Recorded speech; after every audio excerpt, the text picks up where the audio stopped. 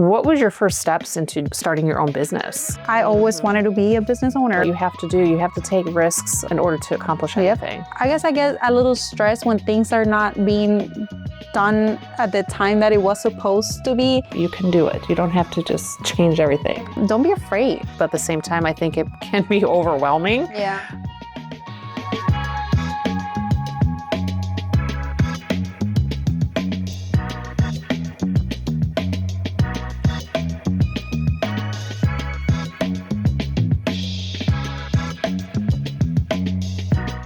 Hello everyone, I'm Nadine and welcome to Design Discussions with Nadine. And today's guest is Leandra Martinez and she's the owner of MG Interiors. We first, I would say, became friends on Instagram. Yes. Following each other, and I wanted to bring her to talk about her work and some tips and tricks that you have for people and get into some things about your history and all that fun stuff. So thanks for being here. Of course. Thank you for having me. So you've been in the industry for 5 years. Yes. Did you start out with initially your own business or did you work for somebody? How did you start out in the industry? So I actually, once I graduated from college, then I did an internship with a high-end firm here in Houston. And then I was with her for, I want to say, a year and a half. So I got pregnant. And then that's kind of like after I had my baby, that's when I decided to just start my own business, to just start with my own time and being able to be there for my baby. And yeah. Life-work balance with baby. Yep. Yeah, that's always a challenge to do. Yes. Now, you came from Venezuela at the age of 18, so you haven't been here too long, about 10 years, right? 10 years. Looking at the big picture, you've accomplished a lot in that short time. You know, coming to a new country, you know, not having Not easy. anything, it's not easy for anyone. So the fact that you were able to, become an interior designer and start your own business and, that's, seemingly thriving right now is a great accomplishment. So how did you decide, other than, you wanted to have flexibility because of your, having a baby and everything. What was your first steps into, starting your own business? I started my business with a partner before. Okay. Yes. And then we had this small little project. It was like a kitchen remodel. She also used to work with me in this other firm. So she kind of left again and we started. We're like, okay, this is a perfect project to just start our own little business. Let's see what happens. See how it goes. Yeah. And then, so we did this little kitchen project. We still weren't registered or anything. We were just like, let's see how this goes. And then from there, we'll see, we'll start taking all the steps into creating the actual business. And then after that, we got this other project, which is one in Dallas. And at that time, that's when we needed to get all the trades open and all that stuff. So that's when we actually registered the business. From there, it was just we just started getting little projects here and there and we just started growing. I always wanted to have my own business. My parents are business owners. So I always saw that from my mom, from my dad, since I was little. I always wanted to be a business owner. So I used you already. Yes, yeah. Since I was little, I used to sell stuff. I would do little bracelets and things like that, and I would sell it. I had always had that passion in me to be a little entrepreneur. Yes, yes. In the firm that we used to work at, I feel we had a lot of involvement in the projects. We used to be with the clients, the contractors. We did all of the phases of the design process. So I feel we had a good idea of what it was to run a design so business. you learned a lot. Yes. So I felt we felt pretty confident on just starting our own thing. And that's what we decided, okay, let's do this kitchen, see how it goes. And then if it goes well, then let's just do it. And then, that's kind of how it happened. And we took the risk. And that's the big thing for people that you have to do. You have to take risks in order to accomplish anything, right? If you don't do it, how are you going to know? Yes. So that's very good. And so speaking of Dallas, and then you also had projects in Ohio, which I love that because I'm from there. Yes. And I love then it. you have another big project that we'll talk about in a minute. So like, how did you get these projects outside of Houston, like Dallas, and especially out of state, and then the other one that's in another country? Yes. So how did you do that? In 2022, we started one, and then we finished one in 2023. So one of the two projects, one of them come because the client knew my ex-business partner. Okay. And then we did her house. It came out beautifully. And then she would post. She's like a small influencer, I would say. So she would post us here and there, and then that's how we got the other two clients that we had in Dallas from here.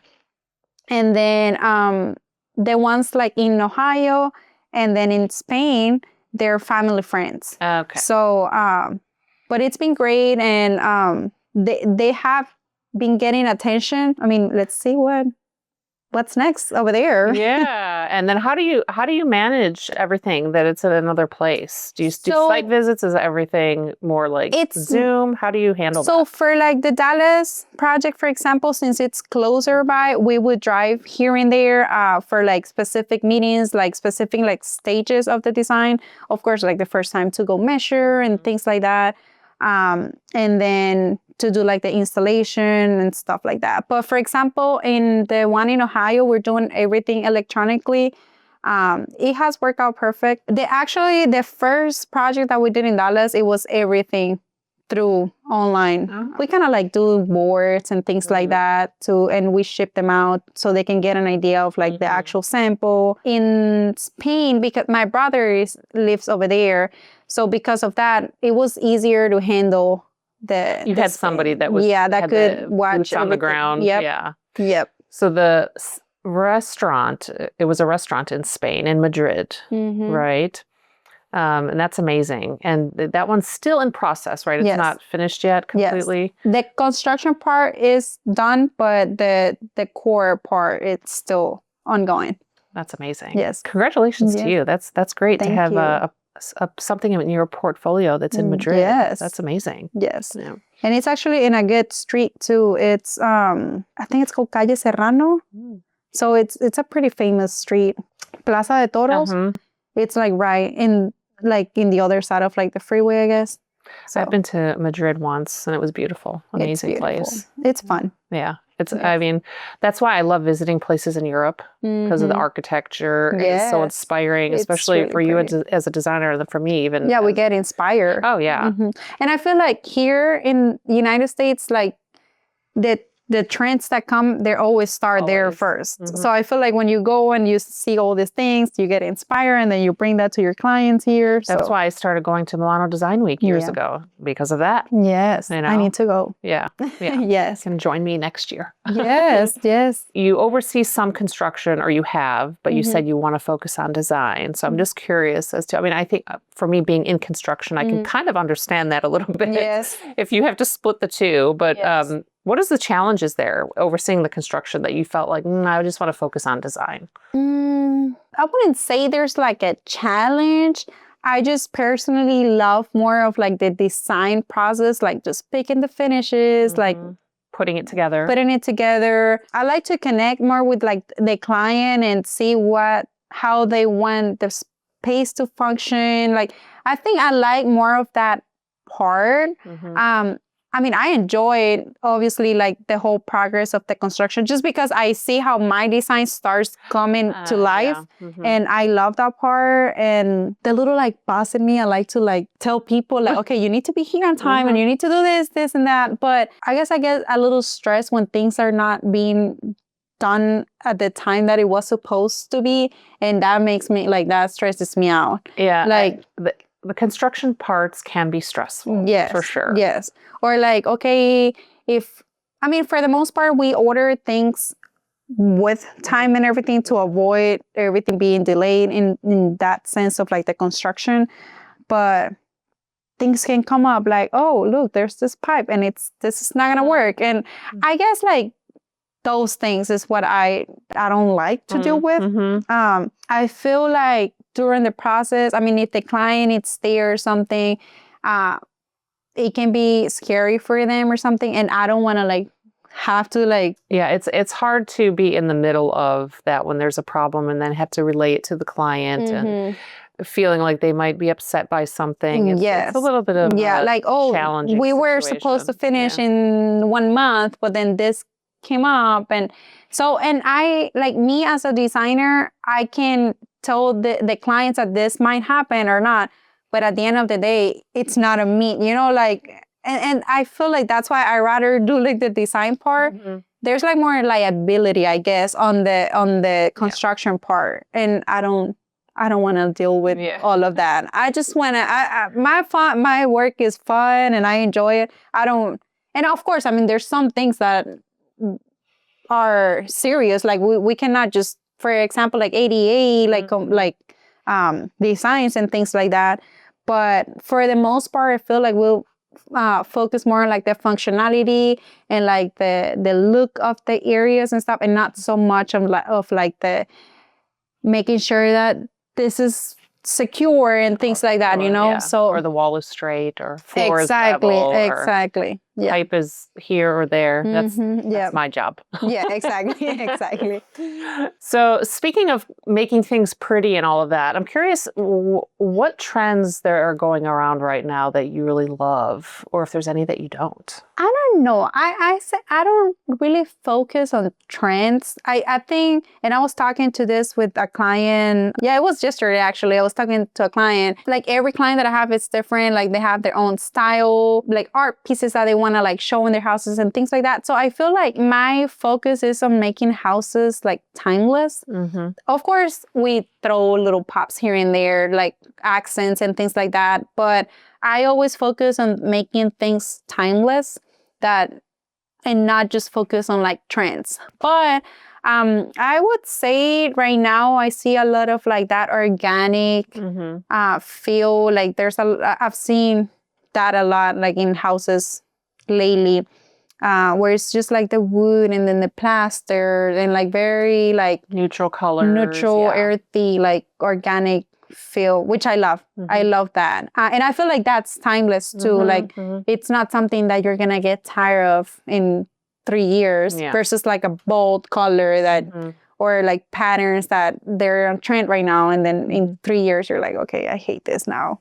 You know? Yeah. Yeah, I mean, of course I keep up with the trends and stuff like that, but I don't really like apply them to my projects unless the client really wants that. Social media and Instagram and all of that is great because people get to see a lot of ideas, and it probably helps you get kind of an idea of what people want. But at the same time, I think it can be overwhelming. Yeah. At the same time, that I think people see things that, you know, they love at the moment, like you mentioned. Yep. And then in 1 year, they might be like, oh, what was I thinking? Yeah. So, I mean, I always tell people too, you know, you got to think about it. Are you going to love this in a year? Is it going to be something that's easy to change? Yeah. You know, like paint colors. Yeah, that can be changeable. Relatively easy to change or something. But if you're going with this like wild, crazy, you know, countertop or some crazy. Yeah, or rock. Even rocks, like you want to spend, for let's say you want to do like a cheetah rug in your closet, like, carpet or something, like, are you going to love this in 3 years?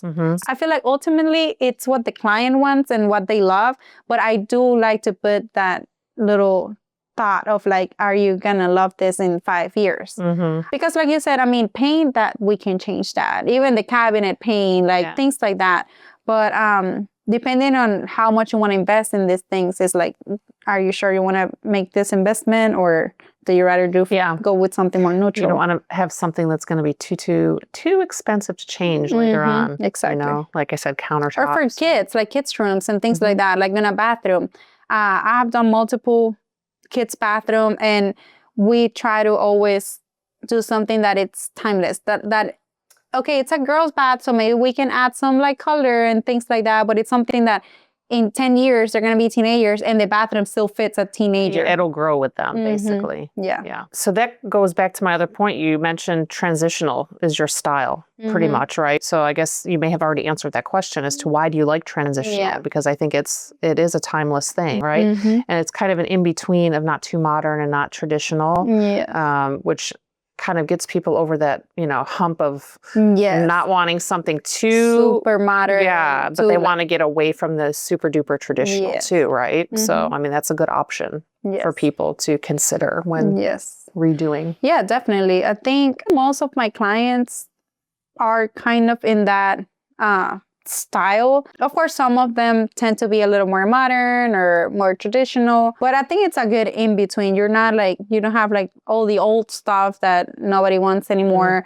but you don't want to go too modern and I feel like most of my clients have kids. I try, like if they like the modern and stuff, I do try to bring in some modern pieces or like modern touches here and there, but without making it like completely like sleek design, like square and everything. I think that's not kids friendly either. Yeah, right. Like all the white and like cleanless, and that's impossible with kids. Yeah. Just a balance of like the styles. And I mean, I have clients, I love like antique pieces. I love antique pieces. So right now I'm actually working on a project in Bel Air, and that's what we're going for. Something more modern or organic, but then throw some antique pieces that she has. So I think it's interesting how to mix different styles to accommodate what the client wants and their lifestyle. Yeah, and then mix in some pieces that they already have, but still update it in a way. And a lot of people think that they have to, like, if they want to redo, they have to just start fresh. Oh, no. But that's not the case. I mean, repurposing and reusing, and then it also changes that item, whatever it is, armoire or a table or an artwork, taking it out of the current because you see it like, oh, that's an old piece, but then you put it as a statement piece in this new place, and it changes the meaning of that piece. Yeah. Yeah. No. It makes it just an art piece. You can do it. You don't have to just change everything. Incorporate some old with the new. Yes, definitely. For you as a young designer, you're still young. Thank you. To me, you're young. Yes. And somebody that came from another country, like we mentioned earlier, and started a business. What advice could you give to young designers or somebody that's coming in? It's like, I want to start an interior design business. What do I do? Because some people are very afraid of that. They want to do it, or they may work for somebody, but they want to go off on their own. That's a big step to take. So I think for you, somebody that did it, what would you say is the best advice? Well, first of all, I said you do have to learn like different phases of the design. Like, and it depends, because in the design world, there's just so many different jobs that you can do. I feel like, I started in a high-end firm and I loved what we were doing there. So that's kind of like why I just did it. But I feel like I always tell like students and stuff, maybe like try working in a showroom, like a furniture showroom, or try working at a fabric showroom, or a cabinetry showroom. And then, of course, if you want, or there's commercial, or there's residential, maybe try a little bit of everything so you can feel and see what's fun to you. Because for me, what I do, it's fun. And I don't see it like, of course it's work and everything, but it's fun. Like, and I feel like if you enjoy what you do, it's not work. Well, like, it's just fun. If they are like indecisive and stuff like that, I do tell them, because I have had students tell me like, how do you know that's like what you like? I'm like, I did it and I loved it, and that's how I started. But if I didn't like it, I would have probably tried something else to see what I connect. And then just learn as much as you can from your like internships, or like if you have a job for X amount of time, whatever, just learn as much as you can, learn. And then don't be afraid. Take the risk.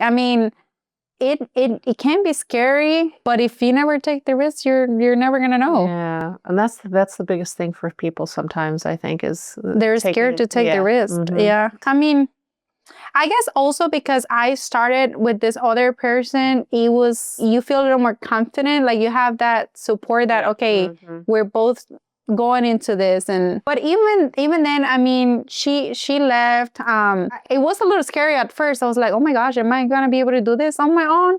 But it's been fine. It's been great. And I could have said, hey, you know what? Let's just leave it here, and I'll just continue doing something else. But I was like, no, I'm going to take the risk and I'm going to continue doing this on my own. And it's been great. That's good. Yeah. What about horror stories? I always close with a horror story or a funny story that you have. Do you have anything to share? I honestly, I try to think about something and I don't have like any horror story, like something that has happened to me or something. I really don't. That's I try pretty to good think. because I've heard some really interesting ones.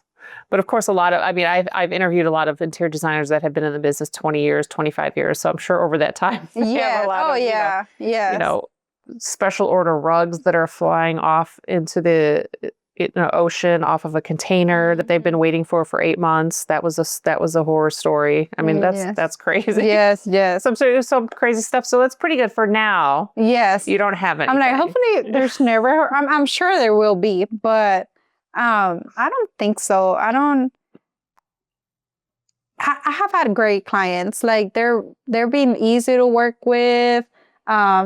And those are things that like those back order things, and that could be a nightmare. But I feel like if you communicate that to the client since day one, even though, I mean, yeah, if a rug they tell you, okay, it's going to be in 2 weeks or 2 months, they're already expecting that to be there in 2 months. And when you tell them, hey, it's going to be another month, then it can become an issue. Yeah. But I feel like as long as you tell them since the beginning and there's communication, then I think that's very important. It's important. I agree. Communication is key in anything in this business for sure. Yeah. Well, thank you for sitting and sharing with me. It was so nice to have you. Yes. Appreciate you. Thank you for having me. And until then, stay tuned for the next episode. Yes.